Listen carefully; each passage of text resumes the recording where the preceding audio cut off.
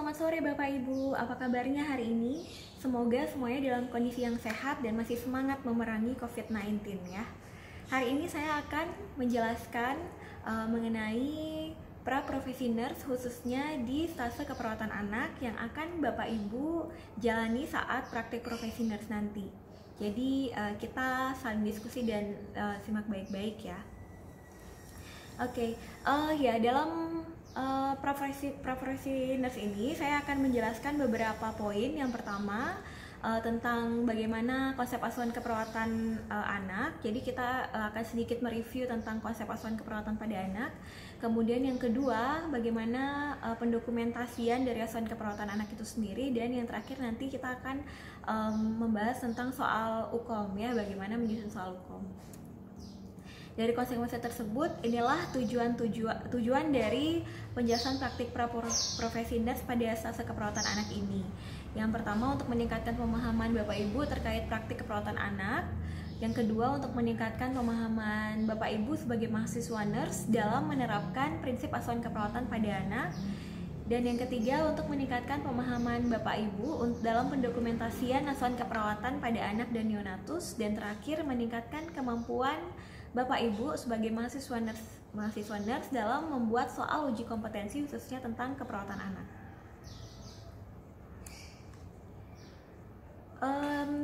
Bapak Ibu tahu kan bagaimana apa saja prinsip dalam asuhan keperawatan anak? Masih ingat? Ada berapa? Ya, ada 2 ya. Yaitu traumatic care dan family centered care. Yang paling Bapak Ibu pahami mungkin salah satunya adalah family centered care ya, karena pasien-pasien anak itu cenderung mereka pasti ditemani oleh orang tua. Jadi dalam arti perawatan pada pasien anak itu sendiri kita tidak bisa terlepas dari keluarganya. Jadi saat kita merawat pasien anak, tentunya keluarganya, baik orang tuanya, kakaknya, adiknya juga adalah pasien kita juga. Sehingga family centered care dapat kita simpulkan sebagai perawatan yang berpusat pada orang tua dan keluarga dari anak itu sendiri. Dan untuk traumatic care, kita bisa next.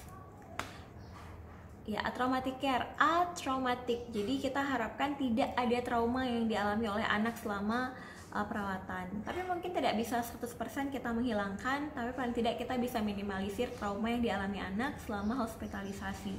Jadi tujuannya tentunya untuk menurunkan stres psikologis pada anak maupun keluarga saat anak harus dirawat.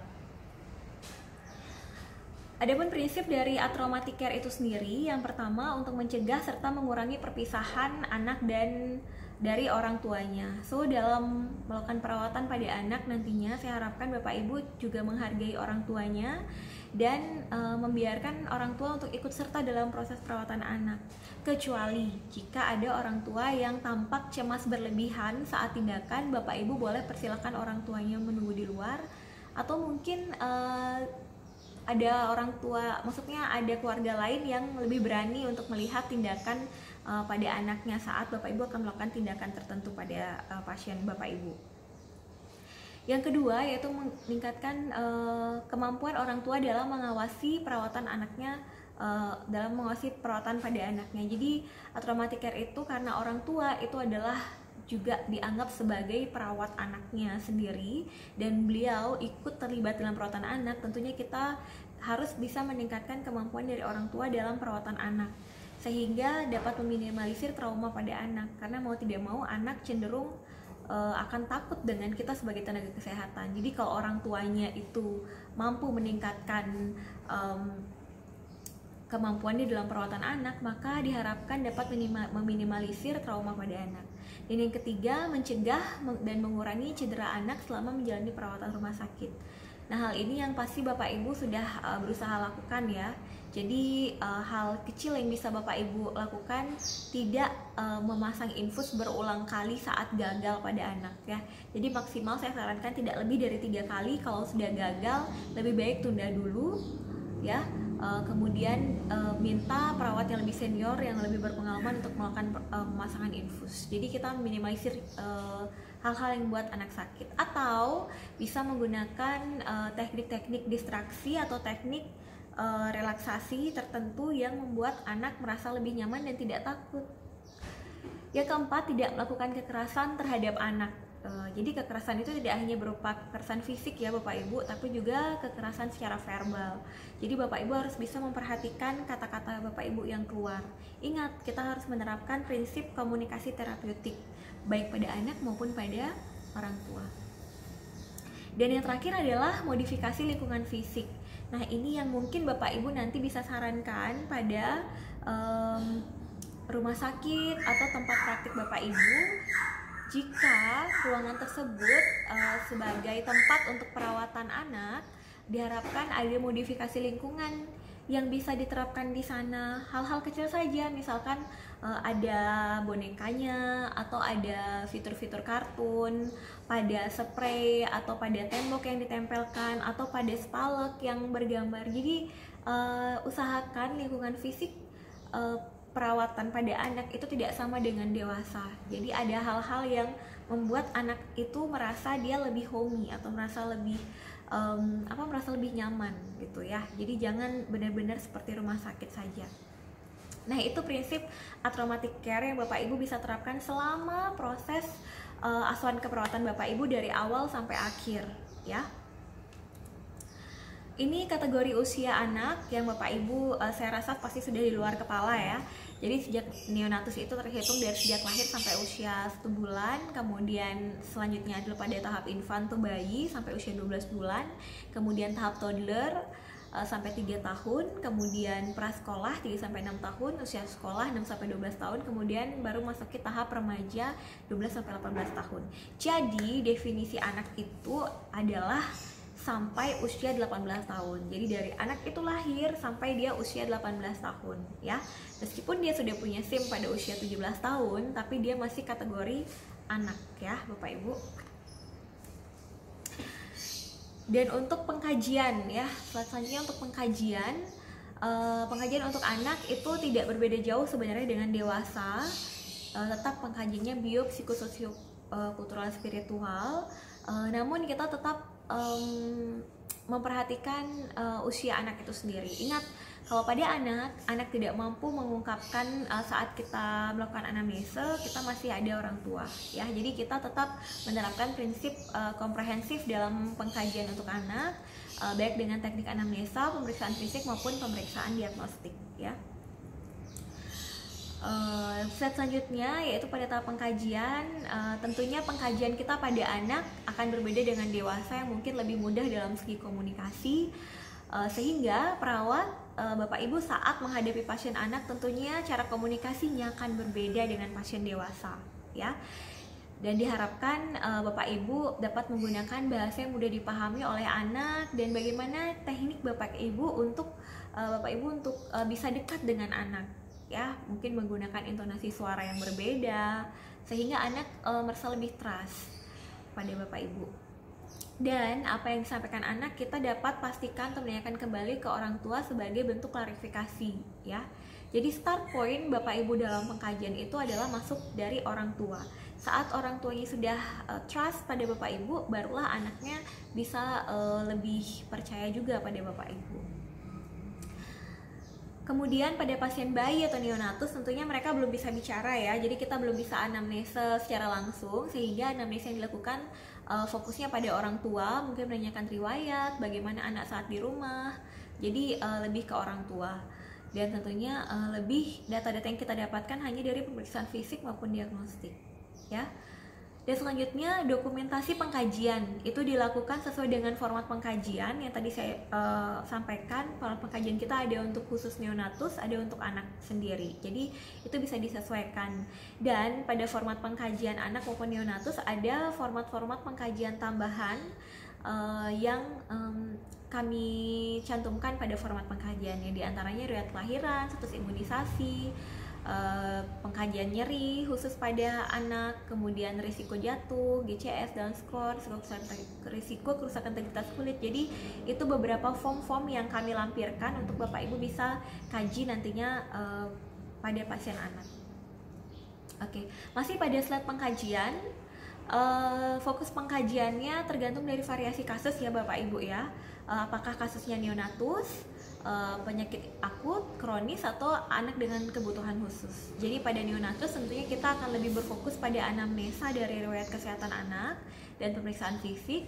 Sedangkan jika kasus penyakit akut seperti kasus infeksi, kegawat daruratan, maupun pada ICU atau pediatric ICU, kita lebih fokus pada anamnesa langsung, kemudian fisik serta psikologis anak. Sedangkan pada kasus anak dengan penyakit kronis kita lebih komprehensif ya, dan fokus utamanya karena anak pada kondisi kronis biasanya kita harus melihat bagaimana sisi psikologis dan sosial anak itu sendiri.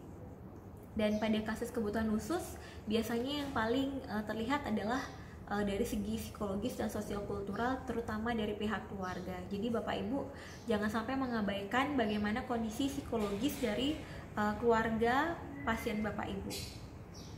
Jadi semuanya disesuaikan dengan klinis pasien ya, yang mana yang kira-kira Bapak Ibu bisa prioritaskan.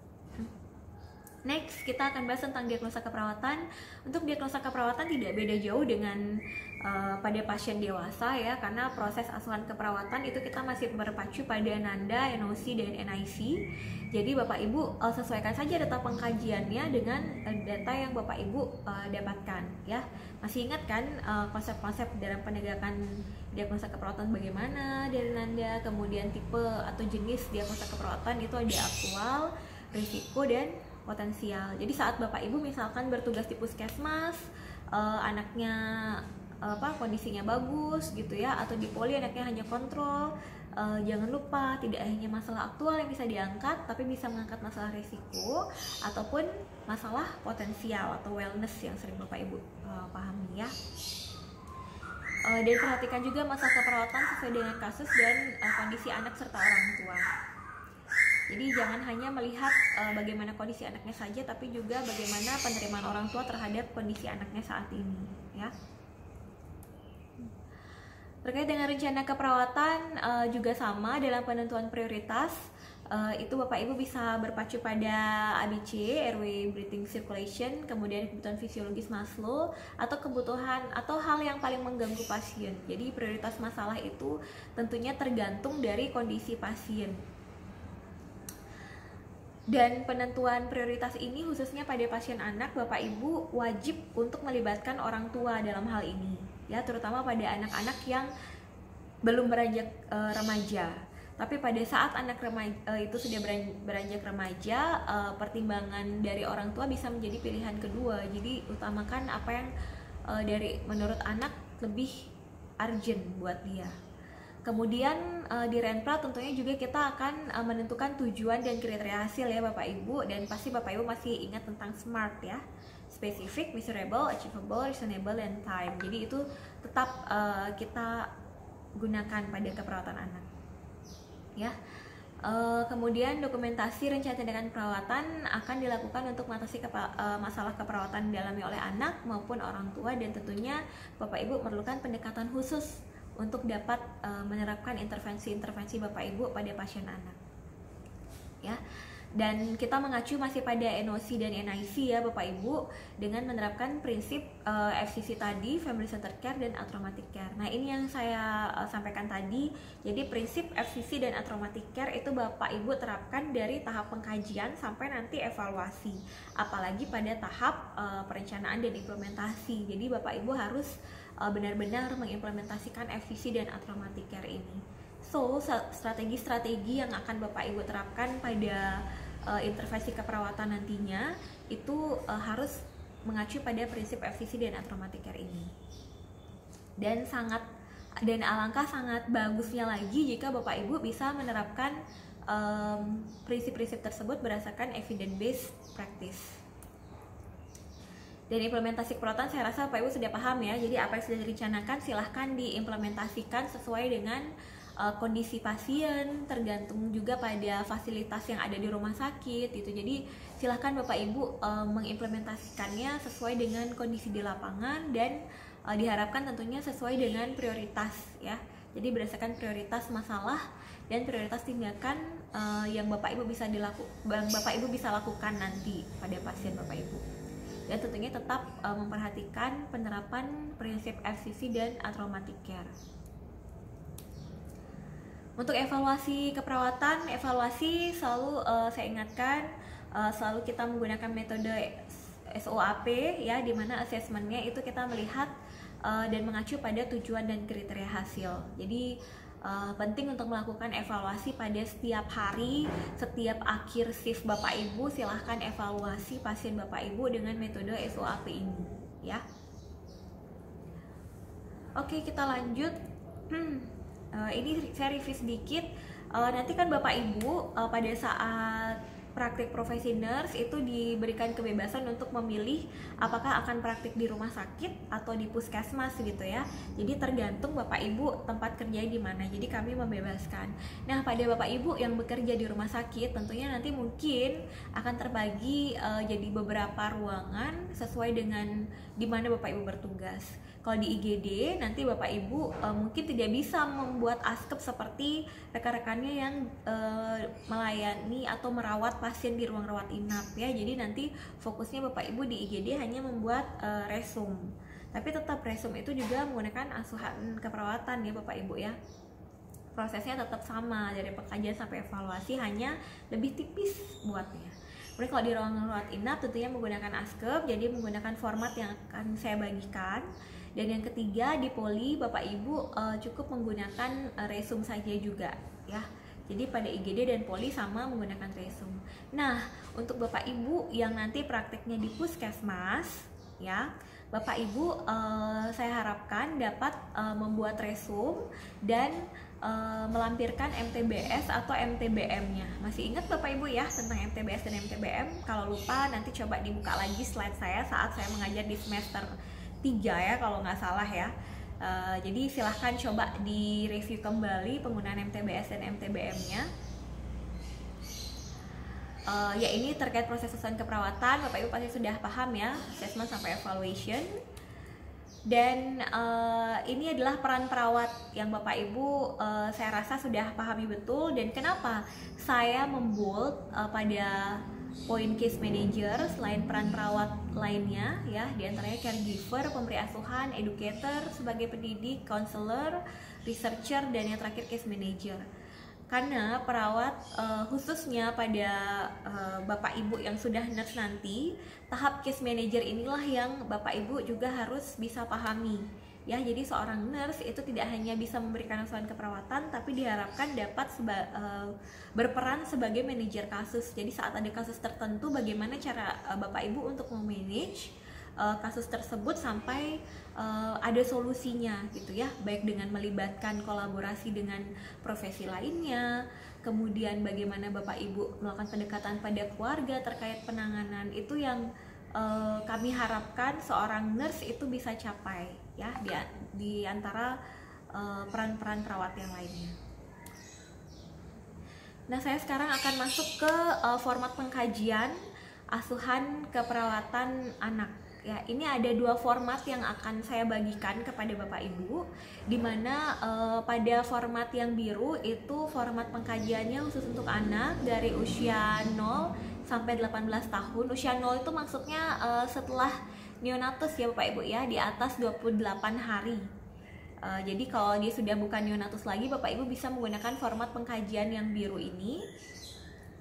Kemudian kalau pasiennya Bapak Ibu, misalkan Bapak Ibu prakteknya di perinatologi gitu ya, jadi silakan menggunakan format yang warna pink ini, yaitu format pengkajian neonatus dari usia 0 sampai 28 hari. Jadi nanti disesuaikan dengan pasien. Nah, ini saya capture sedikit poin-poin yang Bapak Ibu harus perhatikan ya. Di antara yang lain juga diperhatikan ya Bapak Ibu ya, tapi ini ada fokus tertentu yang biasanya mahasiswa nurse itu sering abaikan, yaitu pengukuran berat badan, panjang badan atau tinggi badan, lingkar lengan atas dan lingkar kepala, serta status gizi anak itu sendiri. Nah, untuk anak itu berbeda dengan dewasa yang tinggal timbang begitu saja, kemudian lihat IMT-nya masuk kategori berapa. Tidak seperti itu ya Bapak Ibu. Jadi pada anak khususnya itu kita bisa lihat pada tabel Z-score ya. Tabel Z-score ini contohnya seperti yang biru, ini pada anak laki-laki. Kalau pada anak perempuan biasanya warnanya pink. Jadi Bapak Ibu nanti lihat beberapa tabel Z-score sesuai dengan usia anak yang Bapak Ibu kaji. Tapi pada usia anak yang sudah remaja itu bisa menggunakan IMT atau indeks massa tubuh ya, bisa dilihat pada usia lebih dari 5 tahun bisa menggunakan IMT. Itu ada juga pengukuran status gizinya, nanti akan saya share juga ya. Jadi Bapak Ibu bisa melihat kategori IMT pada anak atau pasien Bapak Ibu, apakah dia kategori status gizinya baik, kurang atau buruk ya. Kemudian selanjutnya yang jadi fokus juga yang agak berbeda, kalau yang lainnya nanti Bapak Ibu tinggal centang-centang saja sesuai dengan kondisi anaknya ya, apa itu pada sistem respirasi, kardiovaskuler, kemudian sistem-sistem yang lain itu ada pilihannya, Bapak Ibu tinggal centang ya. Yang tadi fokus pengkajiannya supaya Bapak Ibu paham. Kemudian pengkajian nyeri pada anak, ini anak sesuai usia. Ini yang biru berarti untuk format pengkajian yang pada anak ya. Kalau yang pink berarti format pengkajian pada neonatus atau NIPS. Di sini ada beberapa screening skala nyeri pada anak yang Bapak Ibu bisa gunakan, dan sudah ada penjelasan apakah digunakan pada anak usia kurang dari 3 tahun, 5 tahun atau berapa ya. Jadi Bapak Ibu bisa pilih di sini format pengkajian nyeri sesuai dengan usia anak yang Bapak Ibu kaji. Jika dia ada nyeri, kalau tidak ada ya kosongkan saja, 0 berarti ya. Kemudian kami juga menambahkan penilaian skala kenyamanan pada pasien yang Bapak Ibu bisa nanti minta sesuaikan dengan ekspresi anak, apakah dia pada tahap kenyamanan yang mana saat Bapak Ibu kaji pertama.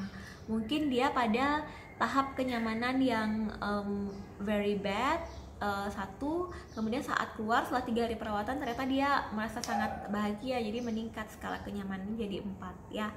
Kemudian jika anak atau pasien Bapak Ibu, maksud saya pasien anak Bapak Ibu itu ada yang mengalami mual, ini juga saya melampirkan skala mual yang Bapak Ibu bisa pilih. Jadi mungkin pada hari pertama skala mualnya masih 8, kemudian saat mau pulang skala mualnya sudah berkurang, berangsur-angsur membaik jadi 0 mungkin atau 2 ya. Jadi disesuaikan saja supaya Bapak Ibu punya standar pengukuran saat gejala itu muncul. Nah, pada pengkajian nyeri untuk pasien neonatus, di sini saya sudah melampirkan yang namanya Neonatal Infant Pain Scale atau NIPS, yang dimana kita tidak bisa, seperti yang saya infokan tadi, neonatus nggak mungkin bisa menyampaikan berapa skala nyerinya. Jadi Bapak Ibu bisa melakukan pemeriksaan nyeri dengan tabel berikut ya, melihat dari ekspresi wajahnya, menangis atau tidak, bagaimana pola nafas, lengan, pergerakan lengan dan kaki. Jadi Bapak Ibu bisa melihat di sini. Dan interpretasi dari skala nyerinya juga ada dari skor 0 sampai 7 dan terapi apa yang bisa diberikan ya. Jadi Bapak Ibu bisa melakukan dokumentasi sesuai dengan usia anak, khususnya pada pengkajian nyeri ya. Kemudian ini untuk format selanjutnya setelah pengkajian Bapak Ibu lengkapi, selanjutnya Bapak Ibu melakukan analisis data ya. Ini tidak beda jauh dengan yang dijelaskan oleh Bu Ririn pada saat pertemuan yang pertama ya, tentang bagaimana konsep asuhan keperawatan. Jadi saya tidak jelaskan banyak lagi, jadi sama. Intervensi keperawatannya juga tidak jauh berbeda, sama ya, harus SMART. Kemudian ini contohnya juga sama dengan yang Bu Ririn sampaikan kemarin. Jadi saya harap Bapak Ibu masih berpacu pada NOC dan NIC dalam penegakan asuhan keperawatannya. Dan harus SMART ya Bapak Ibu ya. Jadi harus disampaikan tekanan darahnya diharapkan berapa, hidrasinya diharapkan berapa sampai berapa mencapainya gitu ya. Dan diharapkan tidak hanya bilang level 3, tapi level 3 itu maksudnya apa gitu. Jadi dijelaskan seperti ini ya. Kemudian implementasi seperti biasa menggunakan kalimat aktif sesuai dengan tindakan telah dilakukan. Dan jangan lupa untuk menuliskan bagaimana respon pasien terhadap tindakan yang Bapak Ibu berikan ya, baik subjektif maupun objektif. Dan terakhir pada evaluasi keperawatan menggunakan evaluasi SOAP ya, subjektif, objektif, assessment, dan planning. Jadi pada A kemarin sudah sepakat ya, apakah tujuannya tercapai atau tidak tercapai. Dan yang tidak tercapai itu disampaikan yang mana tidak tercapai, dan P-nya, planningnya, apa yang ingin Bapak Ibu lakukan itu ditulis ya, apa saja yang akan selanjutnya Bapak Ibu lakukan. Kalau misalkan ada modifikasi juga disampaikan. Ini saya review sedikit tentang MTBS ya, tapi mungkin Bapak Ibu masih ingat tentang MTBS ini ya. Jadi nanti Bapak Ibu yang di Puskesmas harap masih ingat bagaimana cara mendokumentasikan MTBS. Ini form MTBS-nya. Silahkan dibaca kembali slide yang sudah pernah saya share pada semester 3 lalu. Dan untuk format resume itu sama dengan stase-stase lainnya ya. Jadi tidak ada perbedaan yang signifikan untuk format resume. Jadi silahkan disesuaikan. Kemudian ini untuk tips pembuatan soal UKOM anak ya. Yang pertama, saya harapkan Bapak Ibu memahami kasus yang Bapak Ibu kelola, karena kan pembuatan soal UKOM ini diharapkan berdasarkan kasus yang Bapak Ibu kelola, baik di puskesmas ataupun rumah sakit. Silahkan dipahami dulu. Kemudian paparkan kasus tersebut dalam atau deskripsikan kasus tersebut dalam satu soal. Saya harap tidak lebih dari 5 baris ya paparan kasusnya, dengan Bapak Ibu berfokus pada tujuan soal ini itu untuk menjawab apa nih si penjawabnya gitu ya. Jadi Bapak Ibu silahkan tentukan poin apa yang ingin Bapak Ibu tanyakan pada kasus tersebut. Nah, ini beberapa poin yang sangat sering muncul pada UKOM keperawatan anak yang Bapak Ibu bisa jadikan varian pilihan pada soal UKOM yang Bapak Ibu akan susun ya. Dan tentunya yang Bapak Ibu perlu pelajari saat Ibu akan UKOM di stase keperawatan anak ini ya, akan CBT mungkin ya, nanti pada akhir stase kan Bapak Ibu akan melakukan CBT. Jadi ini adalah poin-poin yang paling sering muncul yang harus Bapak Ibu pahami pada stase keperawatan anak. Di antaranya yang pertama, diagnosa keperawatan prioritas. Jadi Bapak Ibu harus bisa menyesuaikan diagnosa keperawatan prioritas mana yang Bapak Ibu akan prioritaskan. Nah, tipsnya pada diagnosa keperawatan prioritas ini, saat Bapak Ibu menyusun soal, silahkan Bapak Ibu tampilkan data yang dominan itu mengarah pada diagnosa keperawatan prioritas ya. Jadi data-data yang Bapak Ibu sampaikan itu harus prioritasnya adalah lebih dominan, itu yang muncul adalah diagnosa yang menjadi jawaban Bapak Ibu. Tentunya sesuai dengan kasus Bapak Ibu ya. Dan saya rasa ini sudah disampaikan pada stase-stase sebelum-sebelumnya ya. Jadi jika Bapak Ibu ingin mengambil jawabannya itu diagnosa keperawatan prioritas, itu tipsnya ya. Jadi data yang dominan ditampilkan adalah diagnosa keperawatan prioritas. Yang kedua, intervensi prioritas pada kasus itu boleh juga. Jadi Bapak Ibu silahkan mengacu pada diagnosa keperawatan prioritasnya, tapi yang Bapak Ibu tanyakan bukan diagnosa tapi intervensi prioritas pada kasus tersebut ya. Dan tentunya dari pilihan-pilihan tersebut, diagnosa, intervensi, saya harapkan Bapak Ibu mampu menyusun jawaban yang mengecoh ya. Jadi jangan memberikan pilihan jawaban yang membuat penjawabnya langsung bisa oh ini pasti ini jawabannya gitu, karena yang lainnya tuh tidak ada hubungannya gitu. Jangan sampai seperti itu ya. Jadi Bapak Ibu harus menyusun jawaban yang juga ada relevansinya dengan kasus Bapak Ibu, jadi bisa menjadi pengecoh tentunya ya. Kemudian poin yang ketiga adalah etik keperawatan. Jadi Bapak Ibu silahkan boleh menyesuaikan kasus Bapak Ibu itu nantinya Bapak Ibu ingin mengkaitkan dengan etik keperawatan yang mana ya. Jadi silahkan coba disusun kasusnya itu yang dikaitkan dengan etik. Kan banyak, ada non-malfeasance, ada justice, kemudian ada apa lagi ya? Ya intinya tentang etik keperawatan gitu ya, yang Bapak Ibu bisa sampaikan. Anonymity ya, jadi silahkan dikaitkan dengan kasus yang Bapak Ibu ingin sampaikan pada soal. Kemudian yang poin keempat, pemahaman dari konsep kebutuhan dasar manusia khususnya pada anak.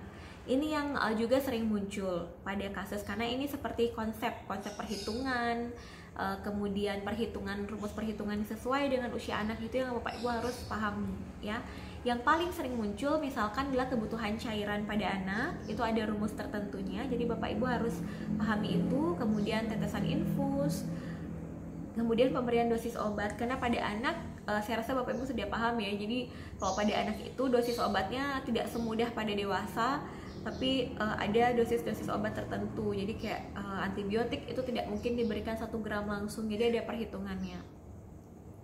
Kemudian konsep bermain pada anak, KPSP atau kuesioner pra-screening perkembangan, saya rasa Bapak Ibu pernah dengar ya, silahkan buka lagi pada semester 3. Terutama yang paling sering KPSP itu muncul adalah perhitungan usia. Kira-kira usia sekian menggunakan KPSP untuk usia berapa sih gitu ya. Itu yang paling sering muncul, dan itu bisa Bapak Ibu kaitkan dengan kasus yang Bapak Ibu angkat. Kemudian yang terakhir, bisa saja Bapak Ibu angkat kasusnya itu kaitannya dengan MTBS ya. Silahkan Bapak Ibu bisa angkat dan sesuaikan dengan MTBS kasusnya. Kemudian tips yang ketiga, jangan terlalu mudah membuat pilihan jawaban ya. Artinya seperti yang saya sampaikan tadi, jadi buatlah pilihan jawaban yang mengecoh. Dengan yang keempat, urutan dari jawaban Bapak Ibu itu tulis dari pilihan A itu dari jawaban yang paling pendek sampai jawaban yang paling panjang ya. Jadi itu namanya konvergen. Jadi dari paling pendek menuju paling panjang.